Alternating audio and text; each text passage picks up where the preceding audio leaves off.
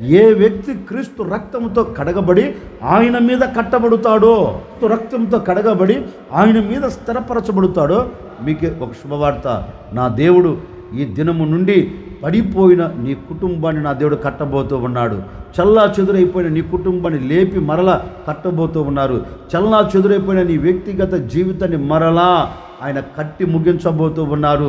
ఏ చోట కన్నీరు చూచావో, ఏ చోట అవమానము చూచావో, ఏ చోట వేదన కలిగిందో, ఏ చోట కుప్పగా కోల్చబడి నీ కుటుంబం అంతా అవమానం కలిగిన చోటికి వెళ్ళిందో, అదే చోట నా దేవుడు నీ కుటుంబాన్ని లేపి కట్టబోతూ ఉన్నాడు. నీ జీవితమును లేపి కట్టబోతూ ఉన్నారు. ఇప్పటి వరకు అవమానించిన వారందరూ ఆశ్చర్యపడినట్లుగాను, అవమానించిన వారందరి నోట నిన్ను గూర్చి మరలా చెప్పుకునేటట్లుగా నా దేవుడు నీ వ్యక్తిగత జీవితాన్ని, నీ కుటుంబ జీవితాన్ని కట్టి సమాజంలో నేను సాక్షిగా నా దేవుడు నిలబెట్టుకోబోతూ ఉన్నారు.